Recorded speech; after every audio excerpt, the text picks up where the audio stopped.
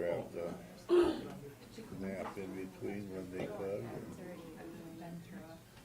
He was the last of the group, so there was only 48 though. And they were probably busy too. Yeah.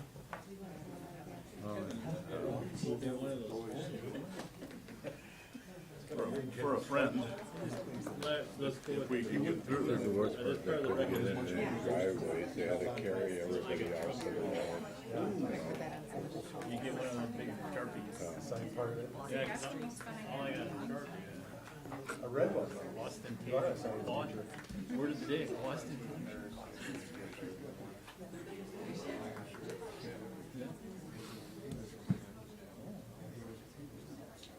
Jack told me also that was Yeah, Sure. That's a single. do it. Well, last one.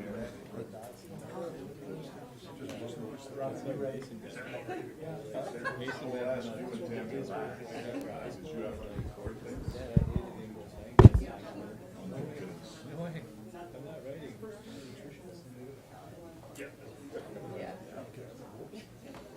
All right, we're at 5:30. I'd like to call to order tonight's regular Board of Education meeting for Wednesday, March 18th, 2026, here in the boardroom. Could we have a roll call, please, Tammy? Brett Waller, Doug Dashbeck, Here. Amber DeRizzo, Here. Jacqueline Grumler, Here. Mike Cornisher, Ron Liberty, Here. Paul Crew, Here.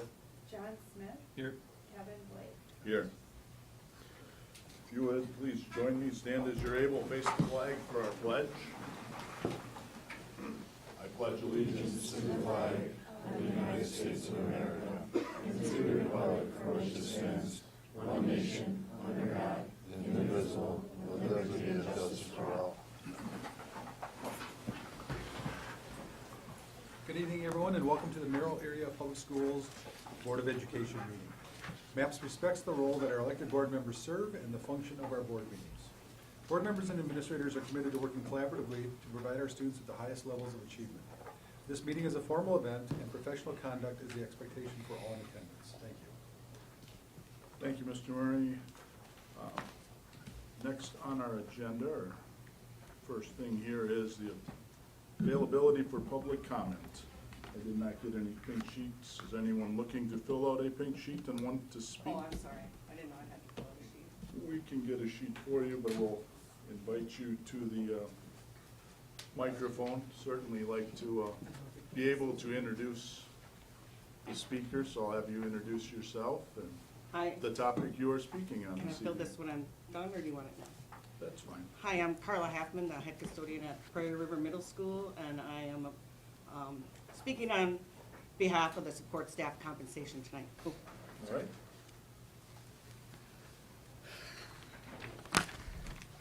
Good evening, members of the board and superintendent. The health and dignity of our students depend on custodial staff that feels valued. To attract and retain the caliber of professionals our children deserve, we must offer compensation that reflects the true complexity of our roles. Our custodial team of 19 manages a massive footprint of 695,000 square feet of interior space across nearly 88 acres of grounds. Importantly, these figures exclude school forests. This means the average square foot per FTE is 36,000 square feet. To put that in perspective, each custodian is responsible for the equivalent of 20 average-sized homes every single shift, but this number is misleading. Each school assigns at least one daytime FTE to focus on operations rather than cleaning. If you hear the argument that we have unused classrooms, please remember, every hour a day custodian spends on snow removal, maintenance calls, or contract oversight, and this hour they are not cleaning. This moves the cleaning burden to the night shift. We are balancing two full-time jobs, facility operations by day and high-volume cleaning by night. Our daytime custodians are the district's operational first responders. They handle preventive maintenance, groundskeeping, urgent repairs, and daily radio calls. For example, our day custodian at PRMS is now a certified pool operator absorbing technical responsibilities previously handled by the maintenance department. Daytime custodians are provided specialized labor that keeps this district running. Despite these skilled responsibilities, the proposed compensation plan actually pays our daytime staff less per hour. While shift premiums are standard for identical work performed at different times, they are not appropriate here.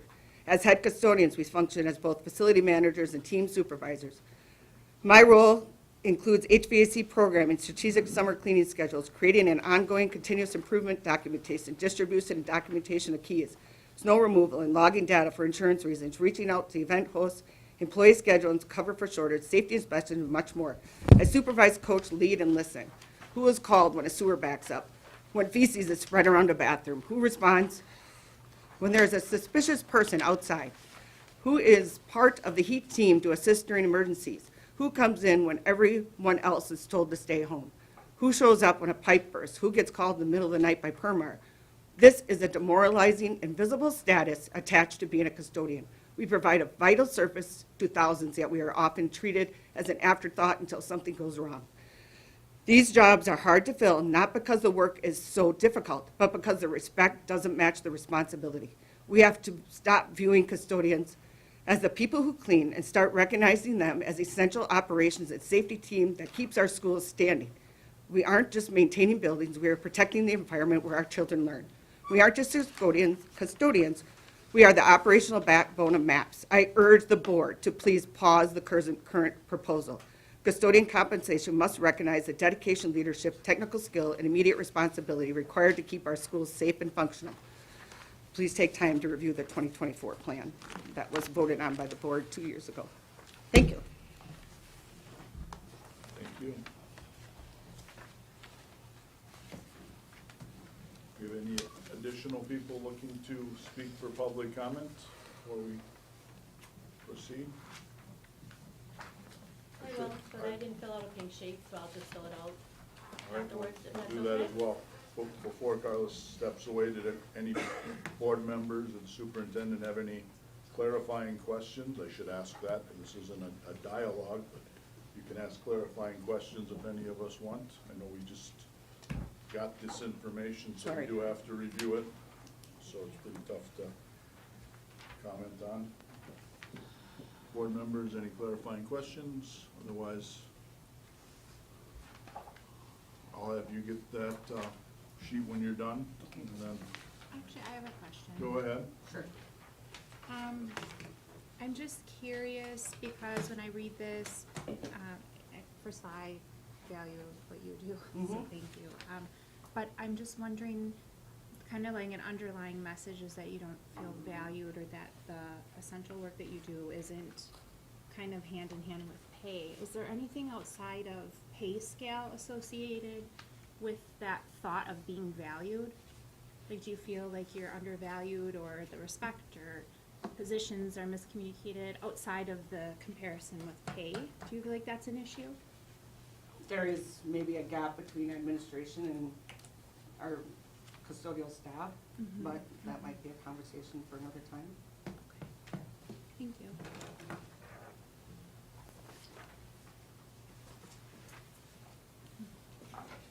Go ahead, Mary. I'll Thank have fill you. that out. Go ahead. Mary Ball, 1807 Arthur Street. For me, the issue wasn't, I love my job. I've worked in the district a long time. And I just felt that when that email came out Thursday afternoon, I think people were completely blindsided. And I think that's what makes people feel disrespected. And I sent a letter to everybody here on the board, and I have not heard it back from anybody yet. So that's right there. Nobody got back to me. And I just want to say that, you know, just basically what was said before and now, that the way it was done was just uncalled for. And I don't know how much the consultant was paid to do this study, but sometimes if you would just talk to the people that are in the district, if people would just talk to other people, you wouldn't have to pay a consultant. And if we're supposedly going through budget cuts and things like that, how many thousands of dollars this person was paid? And even if this doesn't get approved tonight, what a waste. And I just think that there's something wrong with that there too. But mostly it was just the way it was presented. I mean, like I said, people were blindsided. People are upset. And there's enough going on that people don't need that. And I think it just could have been handled differently. I was not ever talked to. I did not know that this was going to be happening with like job descriptions and then publicly you're moved down 5 grades without nobody talking to you about that. I mean, there's only one reason to be downgraded like that, and that's if you're not doing your job well. And if that's not the reason, if somebody else can just come in here and pick who knows nothing about the district, knows nothing about the people, knows nothing about the community, and they can just come in here, say, well, I think this one should be here, and this one should be there, and this one should be there. And that should be done internally. I mean, take the time to talk to people. So that's what I want to just say. Like I said, I'm fortunate. I like my job where I'm at, so it's not about where I'm placed on the pay scale or anything. It's the way you're treated. And I thought that was unnecessary, and it was uncalled for, and it was unprofessional. I have a couple things real quick, Mary. Number one, I own the communication back that did go to a lot of people. I do speak for the board, so I have not responded to you yet. So the other 8 are off the hook. That would be me to respond. That email did go, I do believe. I sent I it would guess yesterday. 16 people, and it went Yeah. out yesterday. Yeah. I used to be on committees and everything. I've gotten emails before too. And I was on city council. I've gotten emails and I've responded. I always respond to people. That's And that what I can be wanna how you do it. I'm just telling you, from this standpoint, I would respond for the board, and I would work with other people that were in that to get an answer. I do think, and I do not know, and it's a clarifying point, do you feel that when you go from one, Apologize. I think that's my phone. so from one part of the compensation lane to a different lane, that's a demotion or a pay scale change? The pay grade, it's my position going from where it was 5 grades down to where it's proposed to be at. My clarifying question is, you think that you are getting a pay reduction because of that, or just a different placement? I don't, it's a different placement. It's a different it's a different placement. So at the committee level, and we'll go through this later, I do not believe anybody is getting a demotion or losing pay. Everyone is getting a raise. If And I'm at it, I'll if I'm. clarify that later. You can on clarify it open. later, but that's not what it looks like on there. And regardless, it wasn't explained to anybody. And I mean, they we'll just go got it through in that an part. email, and That I don't know. I did not. probably a good thing there was 2 snow days, so that people had time to ponder it, so. All right, thanks for answering my couple clarifying questions and a comment. Anyone else want to fill out a pink slip for public comment on the fly here? Otherwise, we'll move on. Next, we do have some board recognition this evening. Board would like to recognize the wrestlers from MHS, 4 of them that went down to state. We have a couple of them here.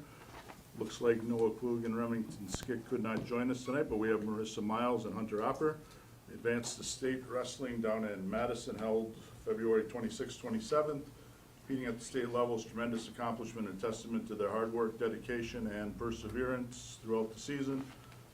I believe Remington took 4th, Noah took 6th, but congratulations to all 4 student athletes on representing our school and community with pride.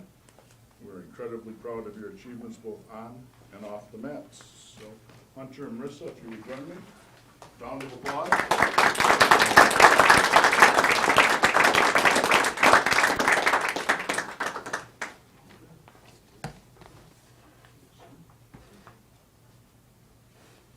Take a quick picture, then I'm going to ask for maybe a story from the state or your favorite part of the season. Okay, sure. There you go.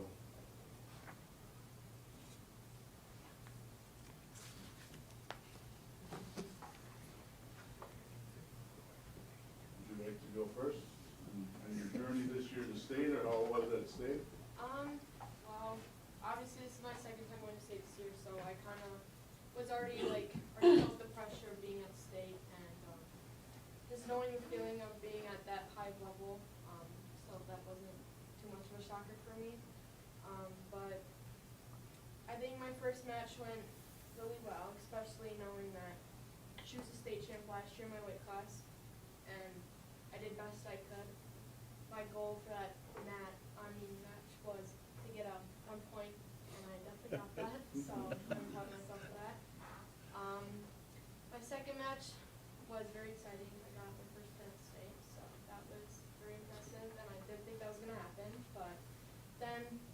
finally, my last match, I got pinned, but it's not the way I wanted it to go, but I'm just glad I was able to make it stay, because it's always a blessing to go there.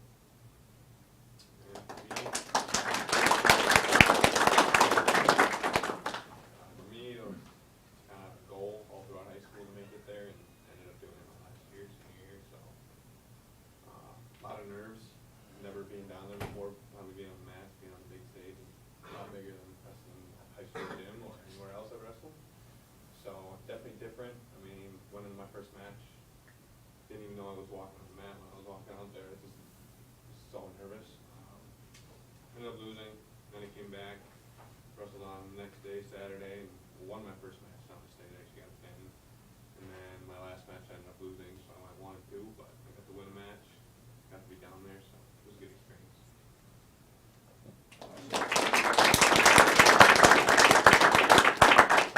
Congratulations. Arnie? Yeah, the other two, obviously, they take home hardware, but Marissa, the cool thing, I think what she wanted to explain is she qualified at state, and you took what in swimming? Third in swimming, so I thought it was an advantage for us down there. And we thought I had her dialed in the second match. And I'm like, damn, this is gonna be all right. And the third match, she explained it herself. But the one thing I want you to know is the kids really represented Merrill well. Okay, Opera obviously talked about it, but they wrestled their butts off. Wins and losses were real positive. Okay, they handled themselves well. There was no disrespect to anybody, that kind of stuff, and that's a tribute to the coaching staff. But Opera also was the wrestler of the conference, so he was voted by coaches as the #1 wrestler in the conference, so that's cool. Coach Suhaki won Coach of the Year, and then I also won Coach of the Year for the girls. So for Merrill this year was kind of a cool run through the GNC, and hopefully many more years to come. But want us to say thanks for starting girls wrestling, getting some chance for some girls to do that, but also that they're solid kids, good grades, good role models, and that's what we're trying to produce in the wrestling program. Coach Suwaki couldn't be here. He had to go visit his mom, but I'm sure he would say the same thing about being a good student. I mean, Skik, good student, Noah Klug, good student. That's what we want. That's what we want representing Merrill, and that's what we got going on in the wrestling program. And these are two real good examples of that. So thanks for your time. Thank you, Coach.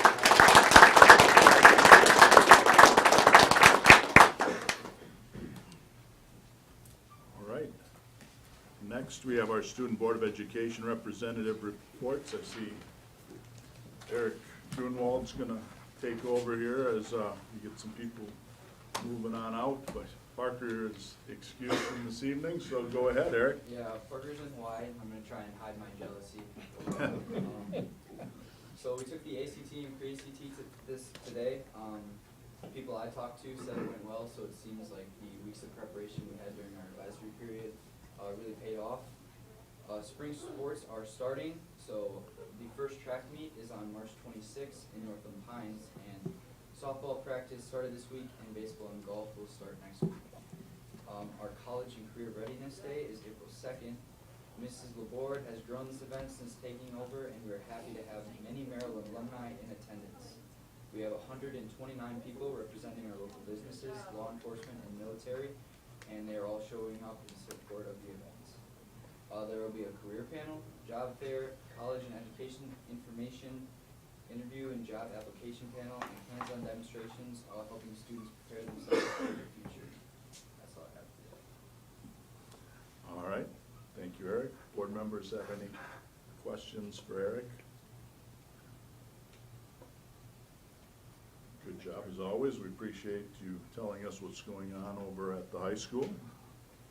Like your perspective on things, so we appreciate that.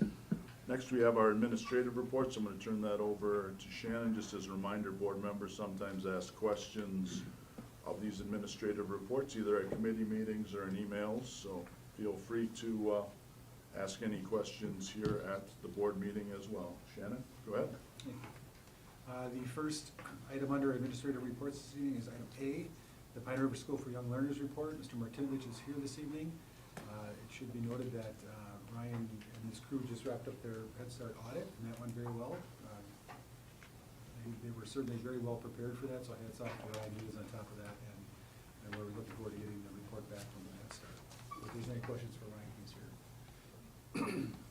Item B is the food service participation report. That's a monthly report with participation rates and the board bites report.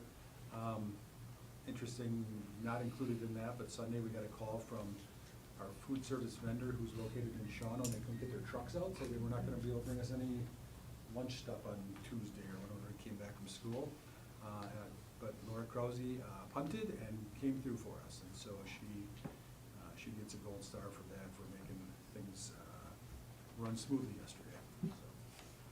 So, the trucks arrived today, by the way. Item C is the Director of Pupil Services Special Education Report. Amber Luska is here.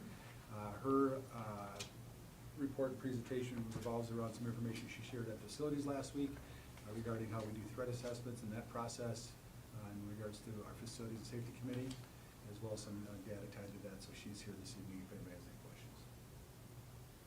Item D is the Director of Curriculum and Instruction Report. Amanda Patterson is not here today. She was out today.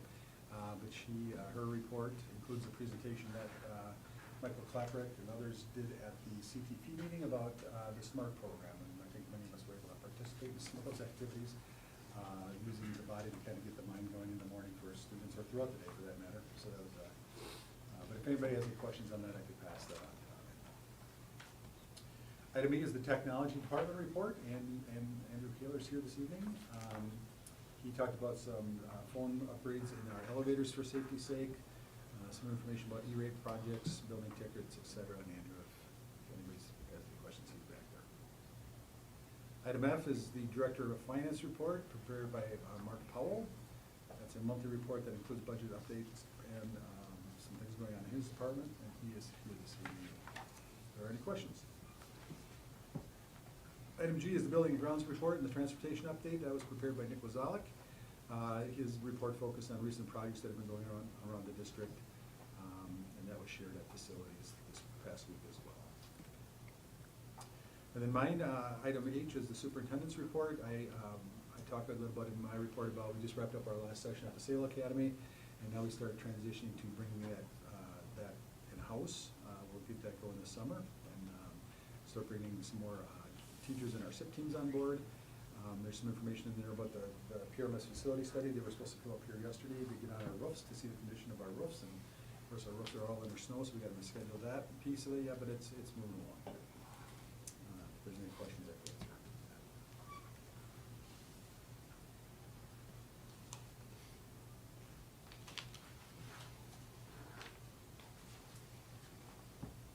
All right, we will move on to committee reports next. Policy Committee, attached with the draft minutes from the March 2nd committee meeting. Paul Prue is chair, and other members of the Policy Committee are available for board member questions. Any questions from board members to our Policy Committee this evening?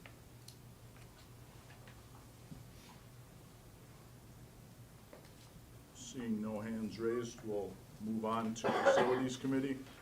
Draft minutes were attached from our March 11th committee meeting. Myself as chair and other members of Facilities Committee are here for board member questions. Any board members have questions for our Facilities Committee?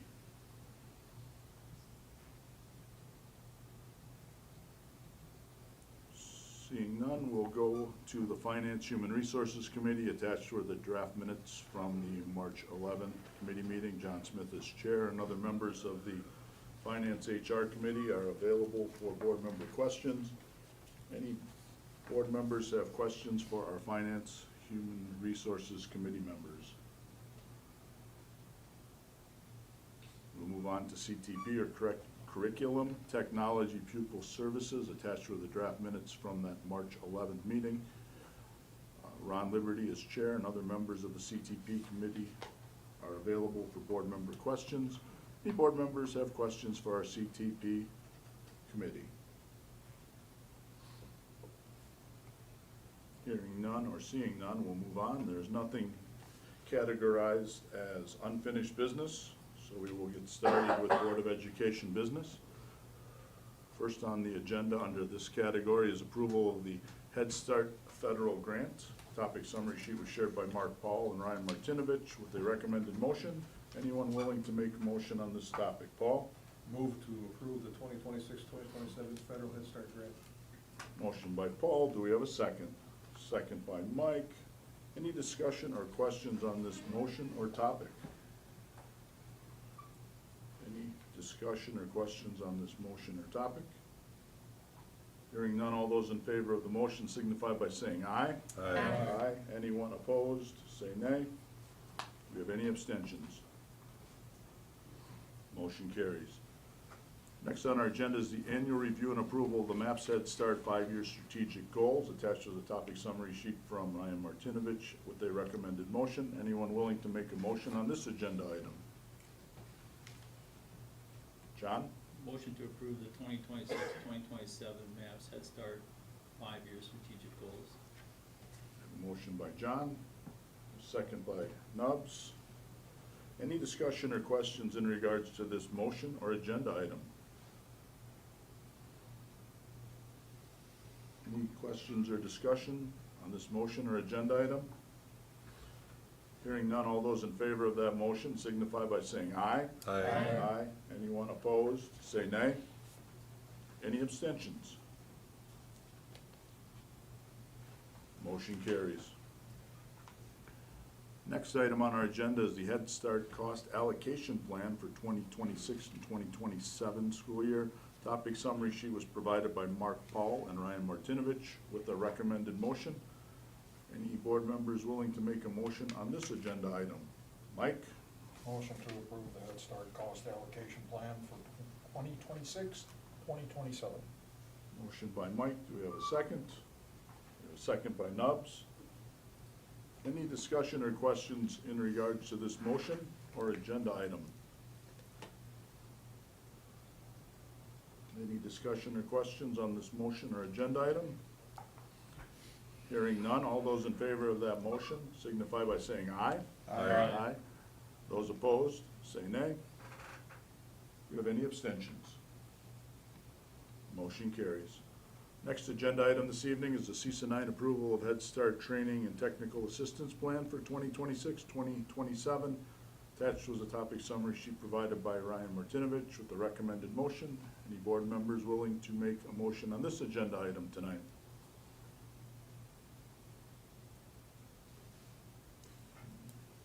Mike? Motion to approve the Head Start 2026, 2027 T/TA plan. Motion by Mike, do we have a second? Second by Amber. Any discussion or questions in regards to this motion or agenda item? Any discussion or questions on the motion or this agenda item? Hearing none, all those in favor of the motion signify by saying aye. Aye. Aye. Anyone opposed, say nay. Any abstentions? Motion carries. Next item on our agenda is the 2026 Summer School Academy Program. Topic summary sheets were shared by various people depending on the level. Tori Carroll, 4K through the 4th grade, Brad Potter, 9th through 12th, and we had Megan Kautzer on the August Smart Start Program topic summary. There is a recommended motion from our CTP committee. Any board member willing to make that a motion? Paul? Move to approve the schedules, course offerings, and registration materials for MAPS Summer and School Enrichment for 2026. Motion by Paul. Do we have a second? We have a second by Mike. Any questions or discussion based on this motion or this agenda item? Any discussion or questions on this motion or agenda item? Hearing none, all those in favor of that motion signify by saying aye. Aye. Aye. Anyone opposed, say nay. Any abstentions? Motion carries. Next item is the physical education credit for participation in WIAA athletics. Topic summary sheet, I guess I'd like to review and see if there's some more data. There's no action needed at this time, but I know there was a survey going through of some staff and students. So Shannon, if you or Tricia would like to speak on that, let's get an update since committee. Yeah, so we talked about that. So the snow days and the ACT delayed that survey that will be going out this week, now that those hopefully snow days are behind us. ideas. And so we're surveying the students to gauge their interest, their participation levels, and that as a concept. So the idea is that this was discussed at CTP, I believe. The idea is that students would participate in two high school level WIA sports in lieu of a half a credit for half a credit elective, with the understanding that they could take other academic classes then. This is in state statute that this can be done. Other school districts are doing that, including their own conference or Atlanta. So we're exploring it, and we just wanted to share it so that you kind of heard it from us once the survey hits and those happens. So we'll hopefully be bringing back something for on April. Well, this is information only. Anyone have any follow-up questions now that you've thought about it since committee, just to make sure we have enough information for next committee and next board meeting on this topic? Or was enough supplied where we can continue until then? I have a question. The survey is to who? Students, to gauge participation levels. And then I guess I just wonder, is it worded in a way that's encouraged to speak with parents about it? Or, because, I don't know how my kids would answer something, but I kind of want to know if they were being asked something like that. Like, you may not want to take that, but I want you to, or vice versa. The parents sign off on their course requests, so parents would know if they are going to sign up for PT or not, but that's a good suggestion. So we can, once this happens, we would put out information to parents, letting them know that this is an option, and if they didn't want that to happen, they could let us know. Okay. I'll remind the group that while I was doing this at this time, we currently have two openings, and so we just felt like this was the time to move on this. Any additional questions for our future meetings on this particular agenda item? Can I clarify for the record, one of those FIAD openings that is on the cost reduction spreadsheet? This is a concept, yeah. Right, so it's, one will not be replaced per another motion for our deficit reduction, so this would be the stopgap for that position. All right, thank you, John. We'll move on to our next agenda item, which is the CISA 9 Shared Services Agreement. Topic summary sheet was shared by Mr. Murray. Recommended motion from our Finance Human Resources Committee. Any board member willing to make a motion on this agenda item? Paul? I move to approve the CISA 9 2026-2027 shared services contract as presented with a projected cost of $331,918. Motion by Paul. Do we have a second? A second by Mike. Any discussion or questions in regards to this motion or agenda item? Any discussion or questions on this motion or agenda item? If I could, Kevin, I Go just ahead. point out that we discussed this at length at HR Finance as part of the budget concept and then this topic by itself. This CISA contract is $132,000 less next year than currently, largely due to a decrease in instructional coaching contract position as well as about $50,000 worth of PD and staff development eliminated from that contract. So. All right. Any other discussion or questions in regards to that agenda item or motion? Hearing none, all those in favor of that motion signify by saying aye. Aye. Anyone opposed, say nay. Do we have any abstentions? Motion carries. Next item on our agenda is the 2026-2027 professional and teacher contract template. Topic summary sheet was provided from Heather Soberg and reviewed at the Finance Human Resources Committee, who recommended a motion. Any board member willing to make a motion on this agenda item tonight? John? A motion to approve the 2026-2027 professional and teacher contract templates. Motion by John. Do we have a second? Second. Second by Paul. Any discussion or questions in regards to this agenda item or the corresponding motion to this agenda item? questions or discussion on the motion or agenda item? Hearing none, all those in favor of the motion signify by saying aye. Aye. Aye. Anyone opposed, say nay. Any abstentions? Motion carries.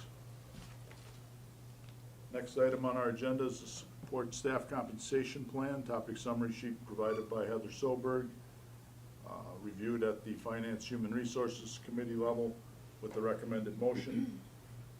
Any board members willing to make a motion on this agenda item at this time, prior to discussion or questions? John? Motion to approve and implement year one of the support staff compensation plan for the 2026-2027 school year as presented. Any subsequent phases or adjustments for future years shall remain discretionary and are subject to separate board review and annual budgetary approval. A motion by John, second by Paul. At this time, we'll open the floor for discussion or questions in regards to this motion or agenda item. Would you like to review anything to start? So Shannon, and we'll have Heather come up as you. this was discussed at length at HR Finance as well, but for the benefit of everyone. This process started probably 6 months ago as a result of discrepancies in our support staff compensation plan, where certain positions had fallen behind either to similar districts or more recently to private industry. Because that's one of the unique things about our support staff plan is that we don't lose aides often to Ryan Lender, but we will lose people to Church Mutual, or, those kind of things. And so it's a little broader scope that has to take a lot of things into consideration. And so we brought that up at HR Finance, had that discussion months ago. I believe it was Ron, if I could use you as an example, shared that the city did something with an outside source years ago, with the goal being to understand what the market is and to get a better understanding of what comparables are in our area for like positions. And so the board, we did a little proposal from CISA 6, CISA that specializes in this type of work. And so the board at that time gave us the charge to go out and work with CISA 6 and to have them come back with their plan. And so that process started with a couple things. Heather sent out a survey to the support staff that asked about, what do you like about our current plan? One of the questions is there anything else you want CISA 6 to know? I mean, the survey was pretty thorough. And then the bulk of the work on CISA's end, well, not the bulk, but it started with a review of our job descriptions. And so every position here, courtesy of Heather's hard work over the last couple of years, has a job description. The ones that didn't exist, we had created them, and there weren't many, right? Or if they hadn't been reviewed recently, I asked the supervisors to look at them again. So they were all reviewed by the supervisors, forwarded them all on to CISA 6. They then took the information in the job descriptions and considered like-sized districts in our area and elsewhere, local employers. They had very thorough data at their fingertips, and then came back with the plan that was shared with HR Finance. The plan that was presented has, I believe it's maybe 12 grades versus the former model, which had like 8 or 9, I forget what it is. And so there is It was only, yeah, it was a much little bit less. of that going on there. But it's based on the median of the data in our area. And so that step 7, it represents the median for those like similar jobs or similar positions based on job descriptions in this market or central Wisconsin, both public schools and elsewhere. And so that was shared with the board. A couple of big takeaways I think that are important is one, that every single employee will get a raise next year. Every single support staff employee will get a raise. That you will, in essence, take where you're at, find your grade, and move up a step, or steps, plural, because what we wanted to do is we wanted to address the biggest gaps in individual grades or positions that some of them are significant. But as I shared with the HR Finance Committee last week, the plan that CISA 6 proposed to us to get everybody in the right spot would cost us about $500,000, something like that, slightly over. We don't have the $500,000, we're cutting $2.5 million. So we are investing $156,000 in there in this first phase to get everybody on that schedule at an increase over what they are currently at, as well as to identify the gaps, and so, or start addressing those gaps. And you can't remedy it all right away, that's the phase one part of this. And may I just speak to the other piece of this that I heard from the staff was the transparency of like how people are placed when they're promoted, how are people placed when they're new to the district. Things such as, you know, in the old plan, some people were making the same as somebody who was brand new, and that wasn't something that was received well. So taking those things into consideration. So it's more than just that one page, right? That's why there's the whole compensation plan program, is to have those things be very transparent. If somebody is placed based on their experience or their certifications above grade 7, I will write up a rationale of why, and that'll be attached, so that will always follow of why that person was placed where they were, because that was, I heard that from staff in that survey of like, we don't understand how are people placed, we don't understand why somebody would be placed somewhere.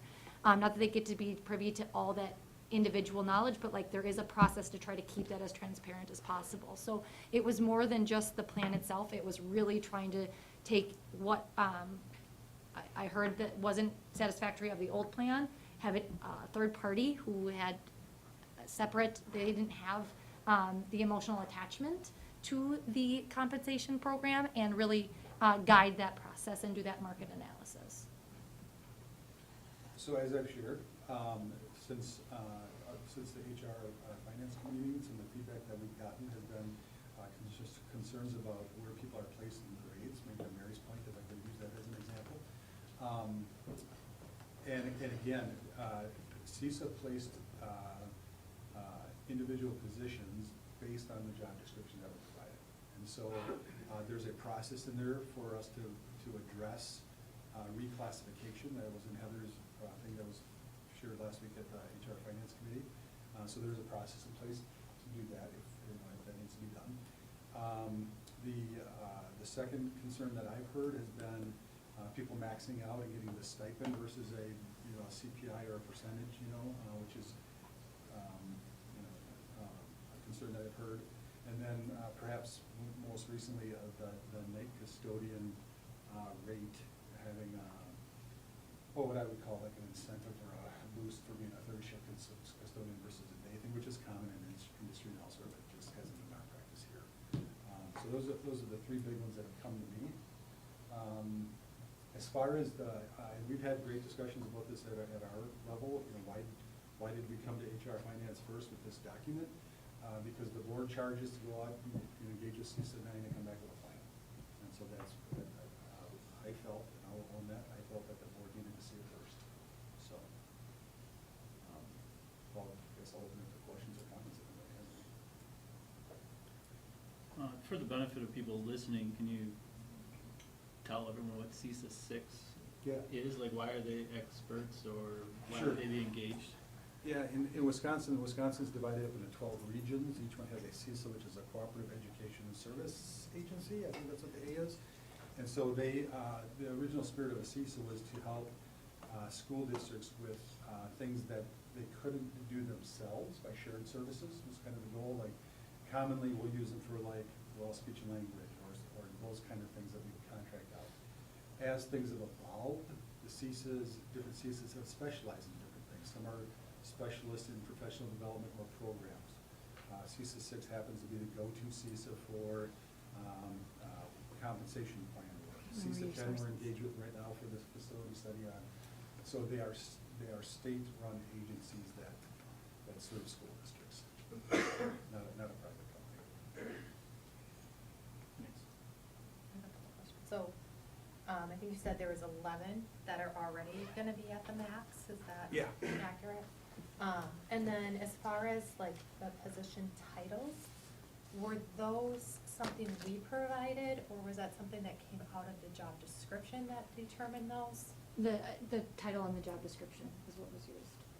Okay, did we look at those to make sure they were consistent? What I'm looking at is like, what determines what's an administrative assistant versus a secretary? And I deferred to the supervisors to review the job description and the title. And then my understanding is you did not review this as an administrative team before it came to us? No, and as I shared in my email, we had a central office meeting that was canceled on Monday of that week, because directors were needed in buildings. And so we didn't collectively do that, which wouldn't be unusual. I mean, so when I saw this document, my framework was not to go through every single position on here to see how I felt they were placed. Mine was, how do we cost this out in the budget context, because that was heavy on it. And in addition, we had talked about the budgeted amount that we wanted slotted into this, and how at CPI, we could have saved money by dialing it back.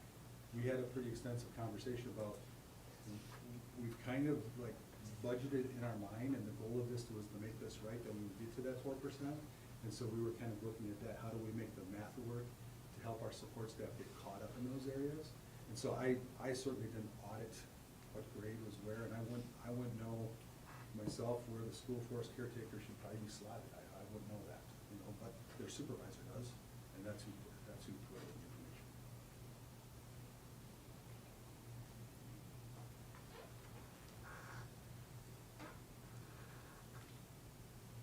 Follow up, John? It's another point of interest. I believe back when we did the teacher's salary adjustment, that was in phases also.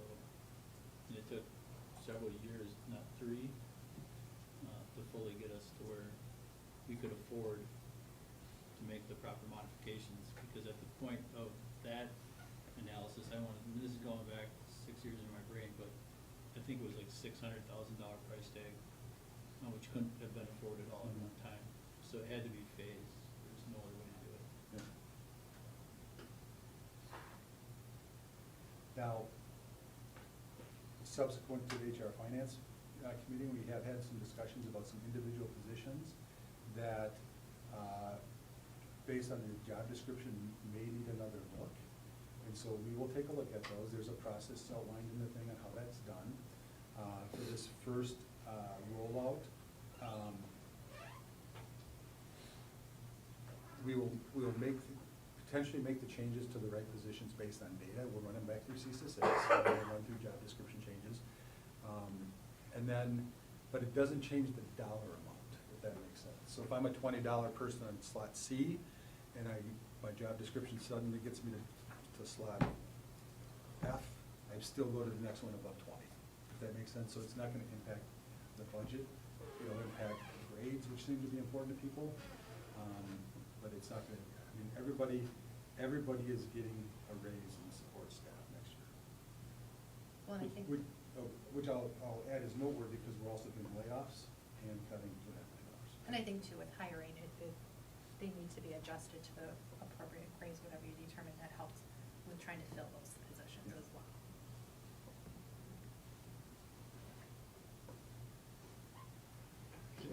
Can I ask a point of order question? Because it's a little out of,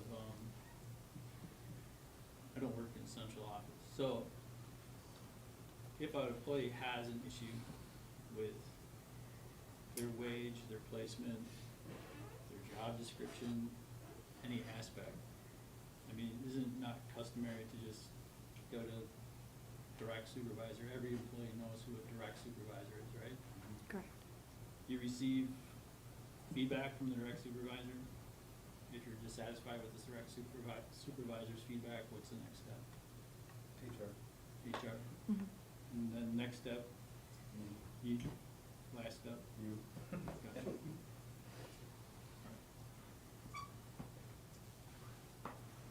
So I guess I'm gonna ask the uncomfortable questions, because that's why I'm in this seat. There seems to be, since a week ago, when we asked you to roll this out to us first, information-wise, some more information has then been shared with support staff. Well, I know district finance enough here. My concern is that with some timing of things, that maybe all the support staff do not know where they are at on the placement because of the timing of the year going into the next year. Is that? I have not Or told am I misunderstanding maybe Yep. some of the? Support staff won't be notified of their placement until it's approved, because I can't give them their placement for next year without it being approved that that's what the plan is. And I did not read the email. I've read a little bit of feedback in emails and other things that way, so I understand that, but somewhere in there, I don't know if we could have used the words potential or to make people understand that we were trying to keep them where they were at or above. I tried to explain that in my email. And I'm not throwing you or No, that's anyone okay. under the bus. I did not understand some of the feedback and the looks I'm getting. It seems that there is a misunderstanding that this is not to that point yet. Yep, and Shannon and I had discussions about, I had an email ready to go, whether I sent it before or after, and we decided that I wanted to include what the compensation plan was going to be, and it needed to come to HR Finance first, and that's why the email came out the next day instead of ahead of the committee meeting.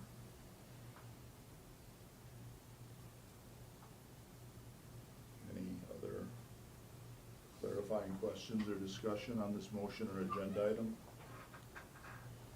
I would, if the motion stands and it does go forward, I would ask for consideration to tweak positions as needed with, running back through CISA, that will have no budgetary impact on the overall.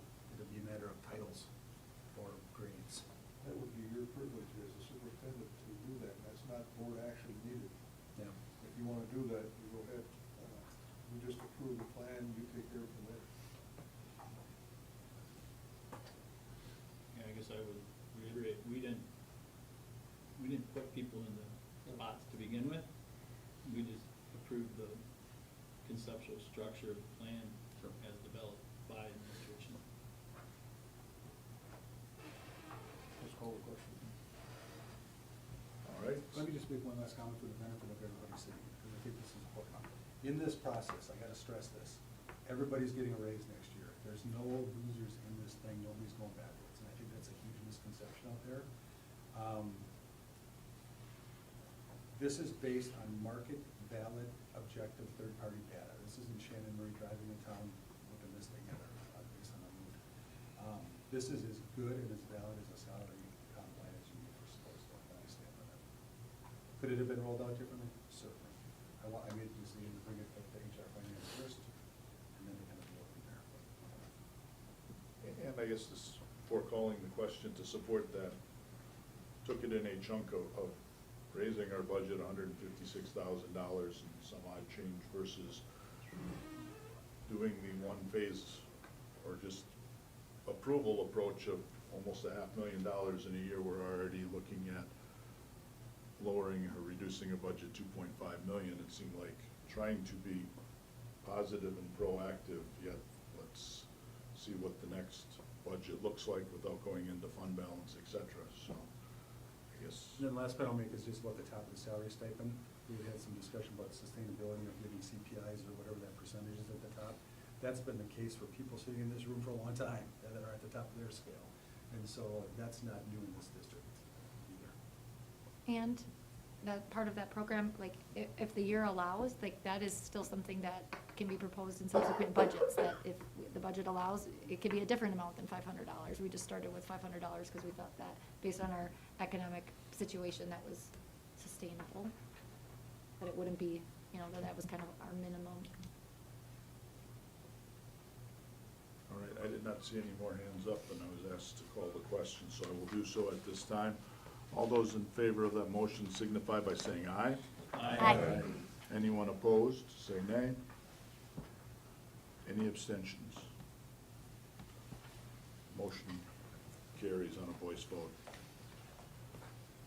Next item on our agenda is the 2026-2027 Coaches Compensation Plan. Topic summary sheet was provided by Heather Soberg and reviewed by our Finance Human Resources Committee with the recommended motion. Board members, anyone willing to make a motion on this agenda item? Paul? Move to approve the athletic coaches compensation plan as presented. Motion by Paul. Do we have a second? Second by Mike. Any discussion or questions in regards to this motion or agenda item?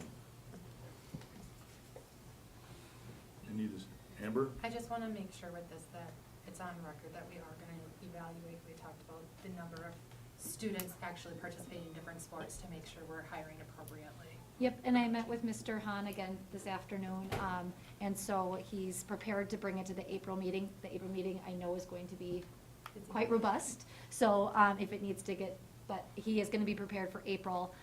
I simply brought this at this time, before I knew he was doing that, because of the hockey coach hire and wanting to secure that person sooner rather than later. So that's why I brought it now, and we'll bring it back for those considerations next month. Any additional questions or discussion on this motion or topic?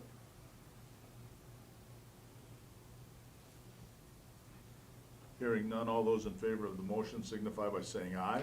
Aye. Anyone opposed, say nay. Any abstentions? Motion carries. Next item on our agenda this evening is the 5-year maintenance plan, including the summer maintenance projects. Topic summary and a spreadsheet was provided from Nick Wazalik. Recommended motion comes from our facilities committee. Anyone willing to make a motion in regards to this? Nubs? I move to approve the 5-year maintenance plan / summer maintenance projects as presented. Motion by Nubs. We have a second by Mike. Any discussion or questions in regards to this motion or agenda item? Any clarifying questions or discussion on this motion or agenda item? Hearing none, all those in favor of the motion signify by saying aye. Aye. Anyone opposed, say nay. Any abstentions? Motion carries. Next item on our agenda is budget reductions for 2026-2027. Topic summary sheet was provided by Mr. Murray. Recommended motion from our Finance Human Resources Committee. Any board member willing to make a motion on this agenda item? Mike? Motion to approve the budgetary reductions recommendations for the development of the 2026-2027 budget, allowing for modifications up to the point of budget adoption. Motion by Mike, do we have a second? Second by Paul. We're asking for questions, any highlights on this, Shannon? I was asked at HR Finance to come up with a ranking of the white items or the lowest items on the, and I ranked the top 6. That gets us about $300,000 worth of options, if you will. And again, none of them are great ideas. That was the request. The timing of this is important, as I shared at HR Finance, because we're statutory obligated or required to do preliminary notices of layoffs by statute, and we want to get in front of that and start moving on that so people can be aware. In addition, we would want to do at the same time the potential support staff reduction of force, and let those people know well in advance of, I think a 6-month notice is probably better than a short notice, so that's what's driving this today. All right, turn it over to board members for discussion or questions on this motion or agenda item. John? I just think for the record, we should note that even though, it's $2.5 million and there is 40 lines to the recommendation, I've calculated about $1 million being contracted staff cut from the budget. Each one of these lines is talked to some extent at a committee level, and so even though it's kind of quiet here during the board meeting, this comprehensive plan was reviewed at finance last week. So I just wanted to state that, because $2.5 million to go quickly to approval might seem odd to an outsider listening in, but the amount of minutes spent last week was definitely sufficient to the work that was put into it by the administration. If I could piggyback on that, John, we also had, I believe, every board member in attendance present at that committee meeting. Yes. Any additional questions or discussion on either this motion or agenda item in general? Hearing none, all those in favor of that motion signify by saying aye. Aye. Anyone opposed, say nay. We have any abstentions? Motion carries. Next item on our agenda is anonymous cash donation for the food services and families in need. There's a donation form for this anonymous donation due to the fact that the donation is over the $2,500 limit set in policy 7230. It comes to the board separately for approval versus in consent agenda. There is a recommended motion if anyone is willing to make a motion on this item. Mike? Motion. Motion to approve the cash donation from an anonymous donor in the amount of $3,000 for the food service to help families in need. Motion by Mike. Second by Paul. Any comments, discussion, or questions in regards to that motion?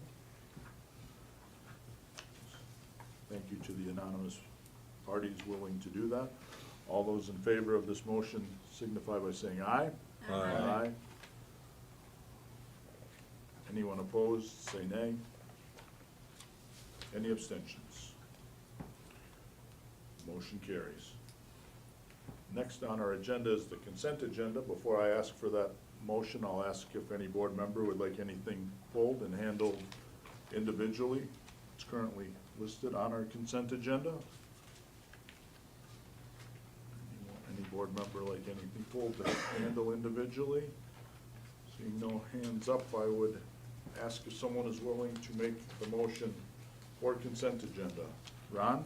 Motion to approve consent agenda items A through E, which includes second reading and approval of policy 5135, student identification numbers and cards, policy 1240, evaluation of district administrator, policy 7540.08, artificial intelligence, policy 5830, student fundraising, policy 6610, non-district supported student activity accounts, policy 7230, gifts, grants and bequests, policy 9700, relations with non-school affiliated groups, policies 3213/4213, student supervision and welfare, and policy 8462, child abuse and neglect.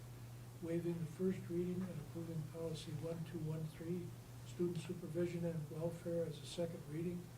Minutes of the February 18, 2026 and February 24, 2026 meetings.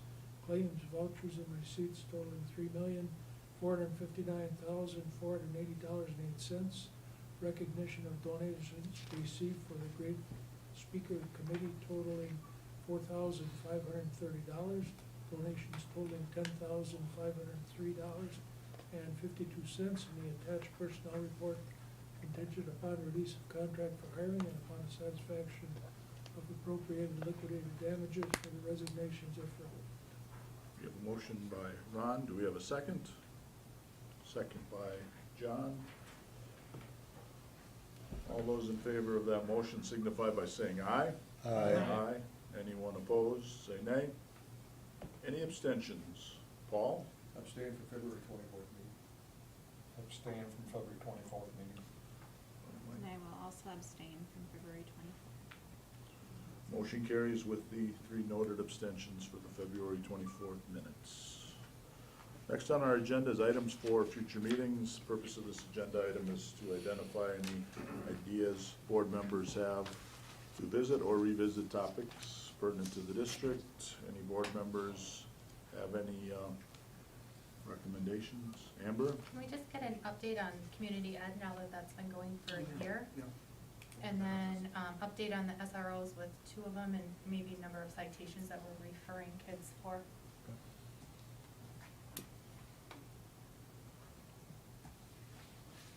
Community ed, I think we could do soon. You want to wait for the end of school year report for SROs, or would you like something sooner? I'm a little concerned on the number of citations going out and how many kids are ending So up in a sooner courtroom. than the end of year report? Yes, please. We can do something. All right, any other board members with items for future meetings? Topics to visit or revisit? All right, we'll move on. Just a reminder, tomorrow Mr. Murray and I are on the radio, as MAPS is, I believe, almost every Thursday morning, approximately 8:15 a.m., Blue Jay 7:30 radio. Future meetings, we have a special board meeting on Monday, March 23rd, 5:30 p.m. here in the boardroom. MATA Governance Board meets on Tuesday, March 31st at noon in their location for MATA. BVA Governance Board meets Thursday, April 2nd, 12:45. They meet virtually. CTP, or Curriculum Technology Pupil Services Committee, meets on Wednesday, April 8th, 4:30 p.m. here in the boardroom, followed by Finance Human Resources Committee, like I said, same evening, April 8th, which is a Wednesday, and start no sooner than 5 p.m. or immediately following CTP. Our Head Start Policy Council next meets on Tuesday, April 14th, 5:30 p.m. out at Pine River School for Young Learners. Our next regularly scheduled board meeting is Wednesday, April 15th, 5:30 p.m. here in the boardroom.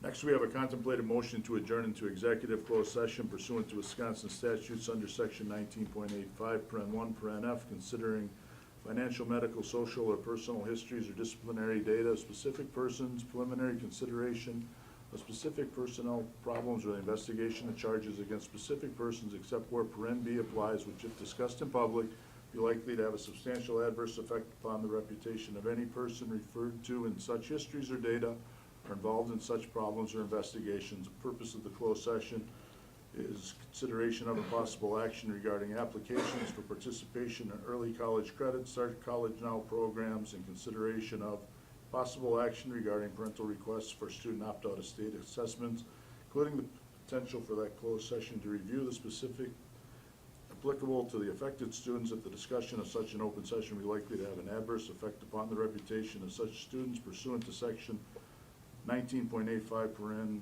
1, paren F of Wisconsin statutes. Any such closed session shall be immediately followed by reconvening an open session for further consideration and ultimately act upon the parental requests. Anyone willing to make that motion that I just read? Motion by Paul. Do we have a second? We have a second by Mike. Do we have a roll call on that, please, Tammy? Nubs Ashbeck. Aye. Amber Derizzo. Aye. Jacqueline Grumler. Aye. Mike Cornisher. Aye. Ron Liberty. Aye. Paul Crew. Aye. John Smith. Aye. Kevin Blake. Aye. All right, at this time, I will conclude this portion of open session. We'll allow the room to be secured and go back with our microphones off to closed session for that business. Thank you all for your attendance this evening.